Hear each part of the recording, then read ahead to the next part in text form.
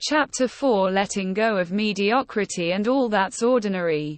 Why, sometimes I've believed as many as 6 impossible things before breakfast. Lewis Carroll, Alice in Wonderland. You're a painter, right? The homeless man asked as he toyed with a loose button on his shabby shirt. Yeah, mumbled the artist. Sort of a frustrated one. I'm good. But not great. I have a lot of art at my flat in Zurich, said the homeless man, smiling indulgently. Bought a place right on the Bahnhofstrasse just before the prices skyrocketed. I've learned the importance of being around only the highest quality, wherever I go. That's one of the best winning moves I've made to create the life I've crafted. In my businesses, I only allow in top players, because you can't have an A-level company with C-level performers. We only release products that totally disrupt our market and then absolutely change the field by how valuable they are. My enterprises only offer services that ethically enrich our clients, deliver a breathtaking user experience and breed fanatical followers who couldn't imagine doing business with anyone else. And in my personal life, it's the same thing. I only eat the best food, though I don't eat a lot of it. I only read the most original and thoughtful books, spend my time in the most light-filled and inspiring of spaces and visit the most enchanting of places. And when it comes to relationships, I only surround myself with human beings who fuel my joy, stoke my peace, and excite me to become a better man. Life's way too valuable to hang with people who don't get you, who you just don't vibe with, who have different values and lower standards than you do, who have different mindsets, heartsets, healthsets and soulsets. It's a little miracle how powerfully and profoundly our influences and environments shape our productivity as well as our impact. Interesting, noted the entrepreneur as she stared at her phone. He does seem to know what he's talking about, she muttered softly to the artist, her eyes still down on the screen. The spider's web of wrinkles on her face relaxed further.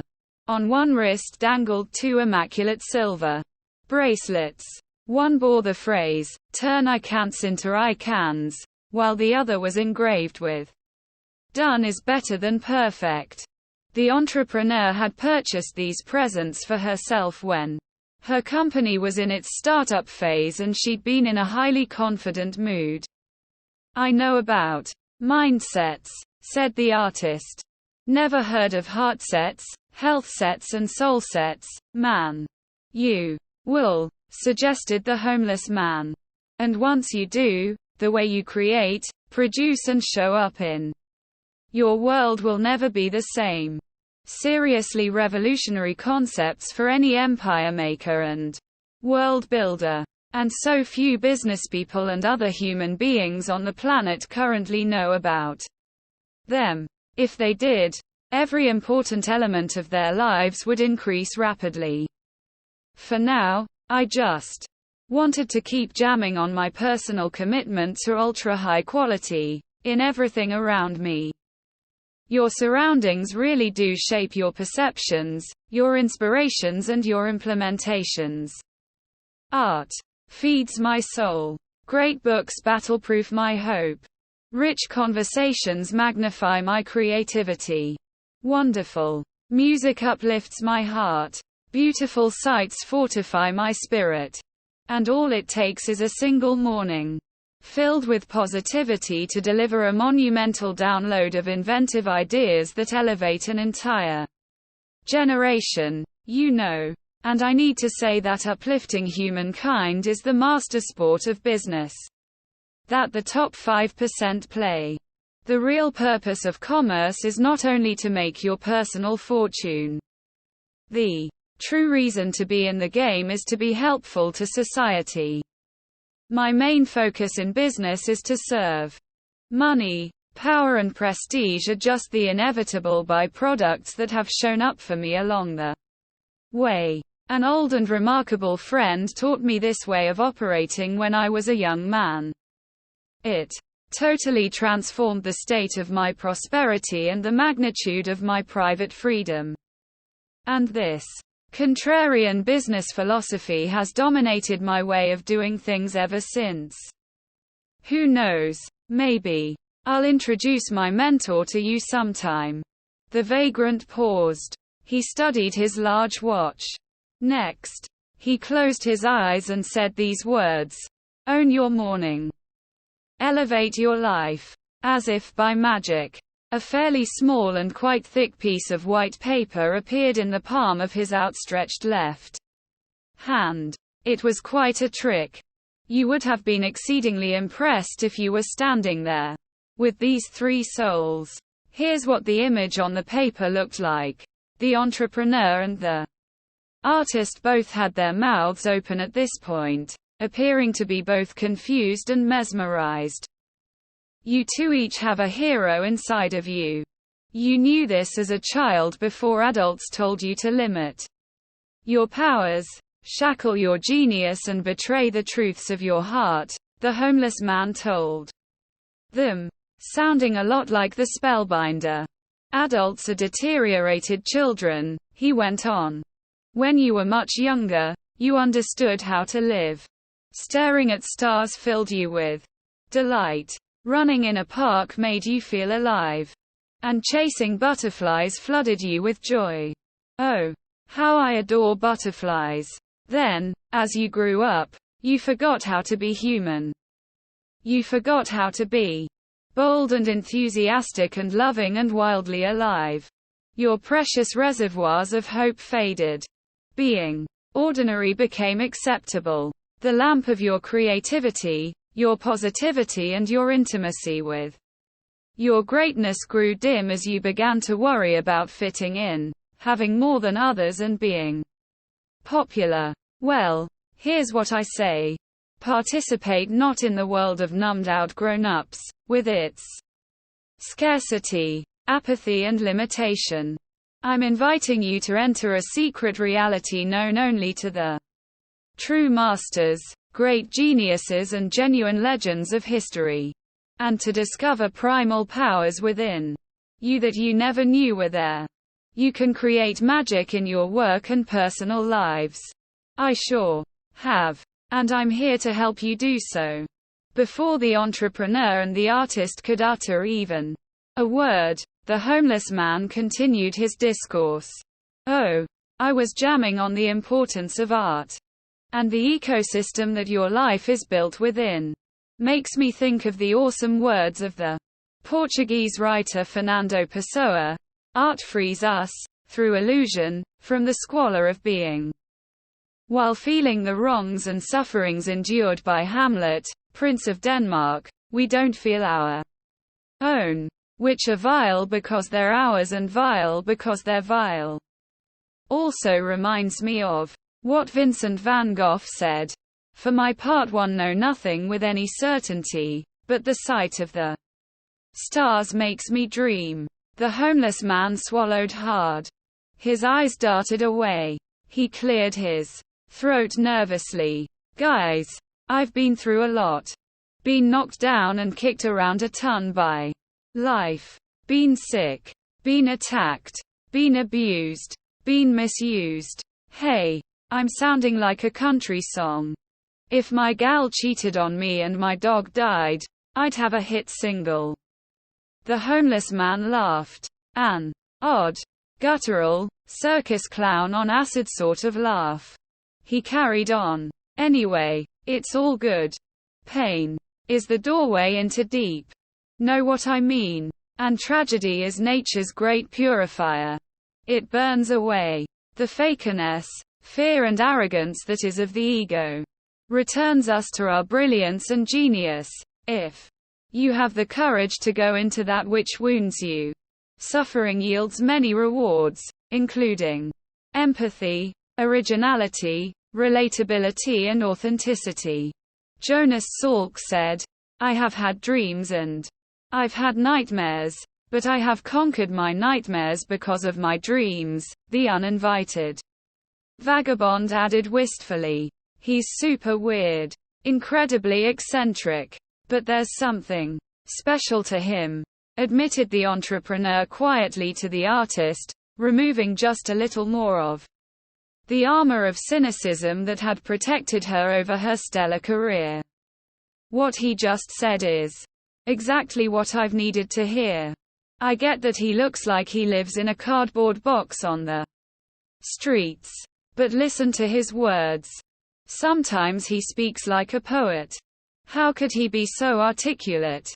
Where did his depth come from? And who is this old friend he says has taught him so much? He also has a warmth that reminds me of my dad. I still miss him. He was my confidant, my top supporter, and my best friend. I think of him every day. Okay, said the artist to the quirky stranger. You asked me what I liked best from the talk. I liked the part where the spellbinder talked about the Spartan warrior credo that says, one who sweats more in training bleeds less in war. And I liked his line, high victory is made in those early morning hours, when no one's watching and while everyone else is sleeping. His teachings on the value of a world-class morning routine were great. The entrepreneur glanced down at her device. I've taken some good notes. But I didn't pick up those gems, she said as she captured what she had just heard. We only hear what we're ready to hear, observed the homeless man sagely. All learning meets us exactly where we're at. And as we grow greater, we understand better. The voice of the spellbinder suddenly rang out. The homeless man's eyes looked as huge as the Taj Mahal. One could see he was terrifically surprised to hear that famous tone. He spun around, seeking the source. Quickly, all became clear. The artist was playing his illicit recording from the seminar. Here's the part one liked most. To fully answer your question, brother, he stated, staring directly into the eyes of the shabby tramp. In a culture of cyber zombies, addicted to distraction and afflicted with interruption, the wisest way to guarantee that you consistently produce mastery-level results in the most important areas of your professional and personal life is to install a world-class morning routine. Winning starts at your beginning. And your first hours are when heroes are made. Wage a war against weakness and launch a campaign against fearfulness. You truly can get up early.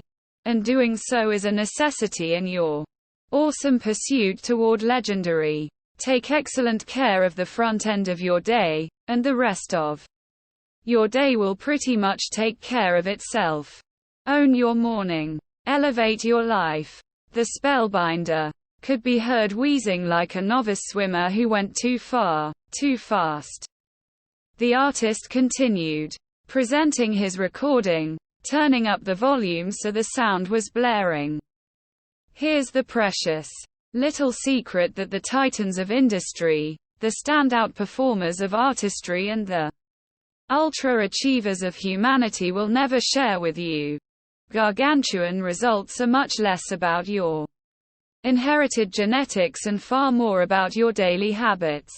And your morning ritual is by far the most essential one to calibrate and then automate. When we see the icons in action, the forceful seduction sold to us by our civilization is to believe they were always that great. That they were born into their exceptionalism. That they won the fortunate DNA lottery. That their genius was inherited.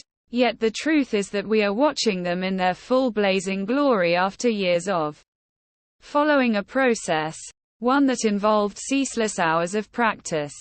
When we observe magnificent players in business, sport, science and the arts, we are observing the earned results of a Monomaniacal concentration around a single pursuit, astronomical focus on one skill, intensity of sacrifice applied to one aim, unusual levels of deep preparation and extreme amounts of solid patience. Remember, every professional was once an amateur, and every master started as a beginner. Ordinary people can accomplish extraordinary feats, once they've routinized the right habits. "This cat is so solid," said the homeless man. He clapped his dirty hands like a kid at a carnival. He checked his watch yet again. Then he began to shuffle his feet while swaying his hips forward then backward. His hands were now waving in the air and he was snapping his fingers, with closed eyes again. Sounds like the early rappers used to make without their boomboxes emerged from his cracked lips. You would have been astonished to watch him in action. "What the hell are you doing?" shouted the artist. "Dancing," replied the homeless man, moving gloriously. "Keep bringing me this beautiful knowledge." Socrates said, "Education is the kindling of a flame." And Isaac Asimov wrote, "Self-education is, I believe, the only kind of education there is." So, keep playing the old guru's words, dude. It's all so gnarly. The artist resumed the recording. Heavily resist all piracy of your mastery from this world tempting you into distractibility and causing digital dementia. Force your attention back to the Everests of potential aching for fuller expression and, today, release all reasons that feed any stagnation of your strengths. Start being an imaginationalist. One of those rare individuals who leads from the nobility of your future versus via the prison bars of your past. Each of us thirsts for days filled with tiny bursts of the miraculous. Every one of us wishes to own our pure heroism and step into unchained exceptionalism. All human beings alive at this moment have a primitive psychological need to produce masterworks that wow, live daily amidst uncommon awe and know that we are somehow spending our hours in a way that enriches the lives of others. The poet Thomas Campbell said it beautifully when he observed, "To live in hearts we leave behind is not to die." Each of us, truly, has been built to make history, in our own authentic way. For one, this might mean being an excellent coder or a fine teacher who lifts young minds. For another, this opportunity could mean becoming a tremendous mother or a magnificent manager. To yet another, this good fortune may mean growing a great business or being a fantastic salesperson who serves customers superbly. This chance to be remembered by future generations and lead a life that truly matters is not some platitude. This is, in fact, a truth. Yet, so few of us have discovered, and then installed, the very mentalities, morning practices and consistent conditions that will guarantee these results appear for us. We all want to reaccess our birthright of towering talent, limitless joy and freedom from fear. But few of us are willing to do the very things that would cause our hidden genius to present itself. Strange, right? And it's very sad. The majority of us have been hypnotized out of the luminosity that is our essence. Most of us in this age spend our most valuable hours being busy. Being busy. Chasing trivial pursuits and artificial amusements while neglecting living a real life. This is a formula for heartbreak at the end. What's the point of spending your best mornings and potentially productive days climbing mountains that you realize were the wrong ones when you are frail and wrinkled? Very sad. That part really resonated with me, interjected the entrepreneur, slightly emotionally. I'm definitely addicted to my technology. Can't stop checking everything. first thing in the morning and last thing at night. It's draining my concentration. I can hardly focus on the important deliverables my team and I have committed to. And all the noise in my life is taking my energy. It all feels so complicated. I just don't feel I have any time for myself anymore. It's fairly overwhelming. All the messages and notifications. And ads and diversions. And what the spellbinder said is also so helpful to me as I raise my standards as a leader. I've sort of hit a wall.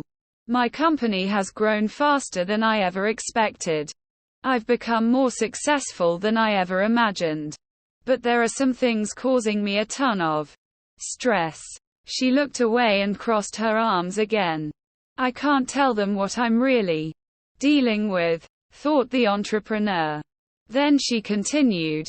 I've had to let go of people I really liked because I've learned people who fit at one stage of a business's life cycle may not work as the firm evolves. That's been hard. They were the right employees for an earlier time, but they don't belong now. And some things are unfolding at my shop that have turned my life upside down. I don't really want to get into it. It's just a very shaky time for me. Well, on your point about elevating your leadership game, responded the homeless man, please remember that the job of the leader is to help disbelievers embrace your vision, the powerless to overcome their weaknesses and the hopeless to develop faith. And what you said on letting go of employees you liked but who no longer fit where your business is now at, that's a normal part of growing a business. And it happened because they failed to grow as your enterprise rose. They started coasting. They stopped learning, inventing and making everything they touched better than they found it. And as a result they stopped being awesome value incubators for your venture. They likely blamed you. But they did it to themselves, the uninvited stranger indicated, surprising his listeners by the sophistication of his insights on team building and winning in commerce. Exactly, replied the entrepreneur. So we had to leave them behind since they no longer delivered the results we were paying them for. A lot of nights I wake up at 2 a.m. soaked in steamy sweat. Maybe it's like what F1 racer Mario Andretti said. If everything seems under control, you're not going fast enough. That's how I seem to feel most days. We're blowing past our key performance indicators so quickly it makes my head spin. New teammates to mentor, new brands to manage, new markets to penetrate, new suppliers to watch, new products to refine, new investors and shareholders to impress and 1,000 new responsibilities to handle. It really does feel like it's a lot. I have a huge capacity to get big things done. But there's a lot on my shoulders. The entrepreneur tightened her arms and scrunched her forehead together, absent-mindedly. Her thin lips pulled together like a sea anemone shutting on sensing a fatal predator. And her eyes suggested she was suffering intensely. And about your point about being addicted to technology, just remember that intelligently used, it advances human progress. Through using technology wisely, our lives become better, our knowledge becomes richer, and our wonderful world becomes smaller. It's the misuse of technology that's ruining people's minds, damaging their productivity and destroying the very fabric of our society. Your phone is costing you your fortune, you know, if you're playing with it all day long. And what you just said about all the pressure on you, how fantastic. Pressure is a privilege, said tennis legend Billie Jean King. The homeless man shared. You get to grow. And ascending as a person is one of the smartest ways to spend the rest of your life. With every challenge comes the gorgeous opportunity to rise into your next level as a leader, performer and human being. Obstacles are nothing more than tests designed to measure how seriously you want the rewards that your ambitions seek.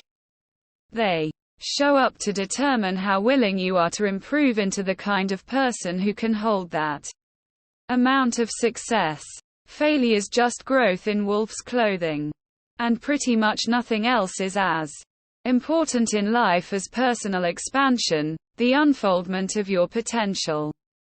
Tolstoy wrote, "Everyone thinks of changing the world, but no one thinks of changing himself." Become a bigger person and you'll also automatically become a better leader, and a greater producer. And yes, I agree that growth can be scary. But my mentor once taught me that the part of you that clings to fear must experience a sort of crucifixion so that the portion of you that deserves high honor undergoes a kind of reincarnation. Those are the exact words he shared with me. Freaky and deep. Right? Said the hobo as he rubbed the holy man beads he was wearing. He kept going without waiting for an answer. My special teacher also told me that, to find your best self you must lose your weak self. And that only happens through relentless improvement, continuous reflection, and ongoing self-excavation. If you don't keep rising daily, you'll get stuck in your life, for the rest of your life. Makes me consider what the journalist Norman Cousins said, the tragedy of life is not death but what we let die inside of us while we live. The homeless man raised his raspy voice and observed, "My special teacher taught me that once we transform the primary relationship with ourselves, we'll find that our relationships with other people, our work, our income and our impact transform. Most people can't stand themselves. So, they can never be alone and silent. They need to constantly be with other people to escape their feelings of self-hatred over all their wasted potential, missing the wonders and wisdom that solitude and quiet bring. Or, they watch TV endlessly, not realizing it's eroding their imagination as well as bankrupting their bank account. My life feels so complicated. I feel so overwhelmed. I don't have any time for myself," the entrepreneur repeated. "Not sure what's happened to my life. Things have just become hard." "I understand you," the artist said as he placed an arm over his new friend's shoulder. "My intuition tells me that you're going through a lot more than you're sharing. And that's okay. You know, some days life seems so messy that I can't get out of bed. I just lie there. Man. I close my eyes and wish the fog in my head would just go away. Even for a day. I can't think straight some of the time. And on those days, my heart has no hope in it at all. It sucks. And a lot of people suck, too, man. I'm not antisocial. I'm just anti-moron. Too many dumb people around these days. Taking stupid fashion pictures of themselves with pouty lips in clothes they can't afford. Hanging with people they don't even like. I'd rather live a thoughtful life. A risky life. A real life. An artist's life. Drives me crazy how superficial people have become." The artist then punched one fist into his other hand. Unyielding creases appeared along his jawline and a blue vein twitched in his thick neck. "Sure. I got you," said the homeless man. "Life isn't easy. People tough slog a lot of the time. But like John Lennon said, everything will be okay in the end. And if it's not okay, it's not the end," he offered kindly, spouting yet another quote from what seemed to be an unlimited supply in his brain. The artist softened instantly, smiling in a way that looked almost sweet. He exhaled mightily. He liked what he'd just heard. And The vagrant continued, this climb up into the rare air of personal and professional mastery that the three of us have obviously signed up for is not for the weak. Upgrading your life so you know real joy and optimizing your skills so you own your field can be uncomfortable a lot of the time. I need to be honest. But here's one key thing I've learned. The soreness of growth is so much less expensive than the devastating costs of regret. Where'd you learn that? Questioned the artist, as he scrawled the words into his notebook. Can't tell you yet, the homeless man responded, heightening the mystery of where he'd discovered much of his insight. The entrepreneur turned away from the artist and jotted down some of her thoughts into her device. The homeless man then reached into a pocket of his hole-ridden plaid shirt and produced a heavily used index card. He held it up like a kindergarten student at show and tell. A distinguished person gave this to me when I was a lot younger. As I was starting my first company, I was a lot like you cats, dripping with dreams and set to make my mark on the world, hungry to prove myself, amped to dominate the game. The first 50 years of our lives are a lot about seeking legitimacy, you know. We crave social approval. We want our peers to respect us. We hope our neighbors will like us. We buy all sorts of things we really don't need, and obsess about making money we really don't enjoy. Totally right, muttered the artist, nodding his head aggressively and shifting his posture noticeably as his dreadlocks dangled over his shoulders. The event venue was now empty. If we have the courage to look within, we discover that we do this because we have a series of holes within us. We falsely believe that material from the outside will fill what's empty within ourselves. Yet it never will. Never will. Anywho, when many of us reach the halftime point of our lives, we make a right-angle turn. We begin to realize that we're not going to live forever and that our days are numbered.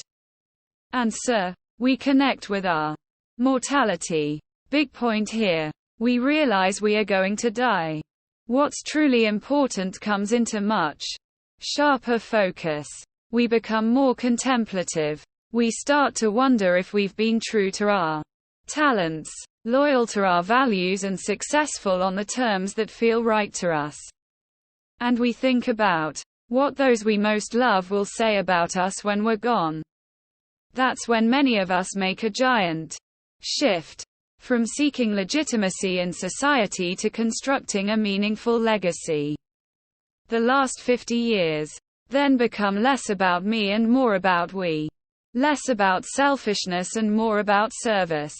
We stop adding more things into our lives and begin to subtract and simplify. We learn to savor simple beauty, experience gratitude for small miracles, appreciate the priceless value of peace of mind, spend more time cultivating human connections and come to understand that the one who gives the most is victorious. And what's left of your life then becomes a phenomenal dedication to loving life itself as well as a ministry of kindness to the many. And this becomes, potentially, your gateway into immortality. He's really special, whispered the entrepreneur. I haven't felt this hopeful, energized and grounded in months. My father used to help me navigate difficult times, she told the artist. Ever since he passed away, I don't have anyone to lean on. What happened to him? Quizzed the artist. I'm a little fragile right now, even though I feel stronger now than I did when I walked in here this morning, that's for sure. But I'll simply say that he took his own life. Dad was a remarkable man, a tremendously successful business pioneer. He flew airplanes, raced fast cars and loved superb wine. He was so alive then. His business partner took everything away from him. Not so different from the horrible scenario I'm living right now. Anyway, the stress and shock of his world collapsing pushed him to do what we could never have imagined. He just couldn't see any way out, I guess, the entrepreneur revealed as her voice broke. You can lean on me, the artist said tenderly. He placed a hand with a hippie ring on a pinky finger onto his heart as he spoke these words, looking both chivalrous and bohemian. The homeless man interrupted the intimate moment the two were sharing. Here, read this, he instructed as he handed over his index card. It'll be useful as you both rise to your next performance levels and experience everything that comes with this adventure into human leadership, personal mastery, and creating a career of uncommon productivity. In red lettering over the paper that had yellowed by the advances of time, it read, all change is hard. At first, messy in the middle and gorgeous at the end. That's very good, noted the entrepreneur. A valuable piece of information for me. Thank you. The artist then resumed, playing his illegal copy of the Spellbinder's presentation. Each one of you carries a quiet genius and a triumphant hero within your hearts. Dismiss these as idealistic words of an elderly inspirationalist if you wish. But I'm proud to be an idealist. Our world needs more of us. And yet, I am also a realist. And here's the truth. Most people on the planet today don't think much of themselves, unfortunately. They secure their identity by who they are externally. They evaluate their achievement by what they've collected versus by the character they've cultivated. They compare themselves to the orchestrated and fake highlight reels presented by the people they follow. They measure their self-worth by their net worth. And they get kidnapped by the false thought that because something has never been done it can't be done, depleting the grand and electrifying possibilities their lives are meant to become. This explains why the majority is sinking in the quicksand of uncertainty, boredom, distraction and complexity. Drama. Mamas.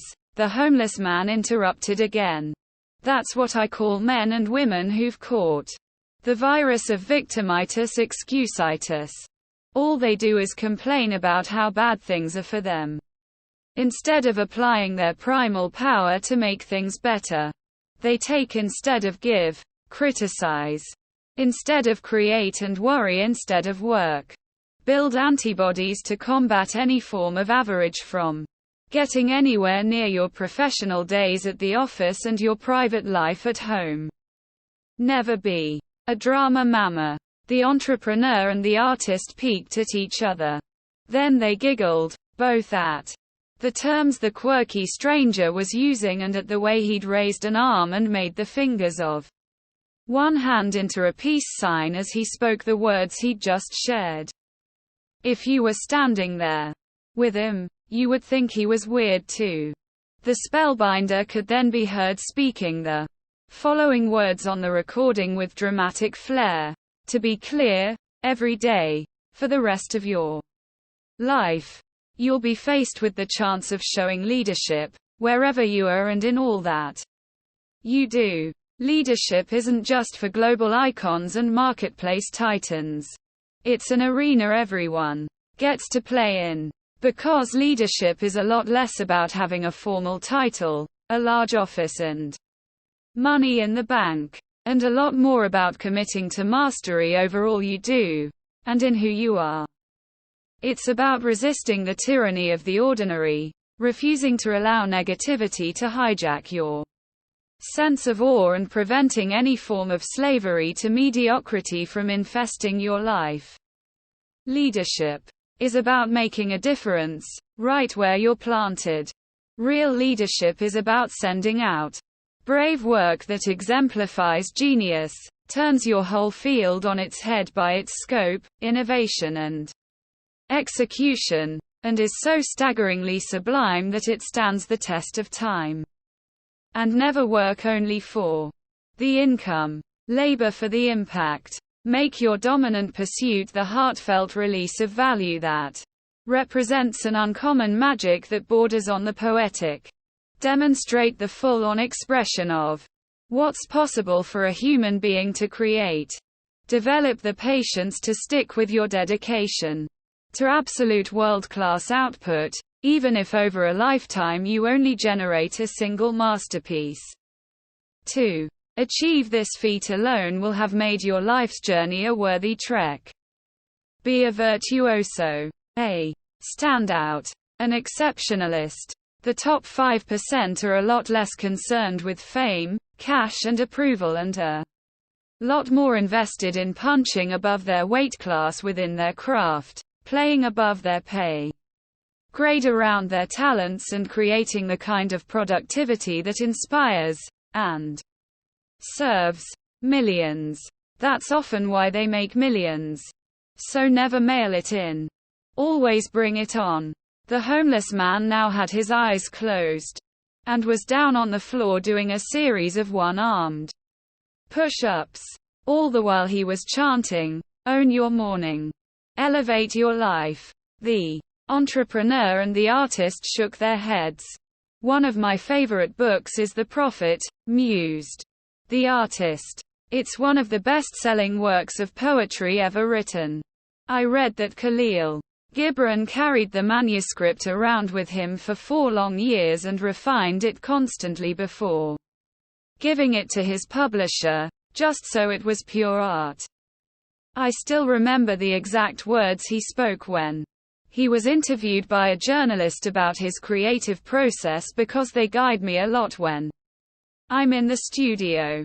His words keep me reaching for a greater power as an artist, even though I battle procrastination a lot. Like I said, I'm pretty good.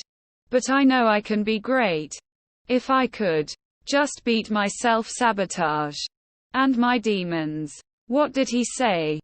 Asked the homeless man, now standing and twiddling with his big watch. Beads of perspiration meandered down his angular face. Here's exactly what he said, mentioned the artist. I wanted to be sure, very sure, that every word of it was the very best I had to offer. Gnarly, replied the homeless man. That's the standard that the best ones always hold themselves to. Abruptly, the spellbinder could be heard coughing in the audio. His comments that followed seemed to struggle out of him, like an unborn child fiercely reluctant to leave the security of its loving mother's warm and safe womb. Anyone can become an everyday leader by showing up as I'm encouraging. When it's easy and especially when it's difficult. Starting today. And if you do so, a guaranteed victory is in your future. And I need to add that there's not one person alive today who cannot lift their thinking, performance, vitality, prosperity and lifetime happiness magnificently by wiring in a series of profound daily rituals and then practicing them until they become your second nature. And this brings me to the single most important principle of my talk, the greatest starting point for winning in your work and making a splendid life is joining what I call the 5 a.m. club. How can you ever be world class if you don't carve out some time each morning to make yourself world class? The entrepreneur was now taking notes with a ferocious intensity not previously seen. The artist's face had a "this makes me feel strong" smile on it. The homeless man burped, then got down to the floor and held a plank, the kind fitness pros at the gym love to do to build a strong core. You could hear the spellbinder begin to cough even more fiercely. A brutal and sustained pause followed. Next, he uttered these words, haltingly. He was wheezing audibly. His voice began to quiver like a novice telemarketer on her very first sales call. Rising at 5 a.m. truly is the mother of all routines. Joining the 5 a.m. club is the one behavior that raises every other human behavior.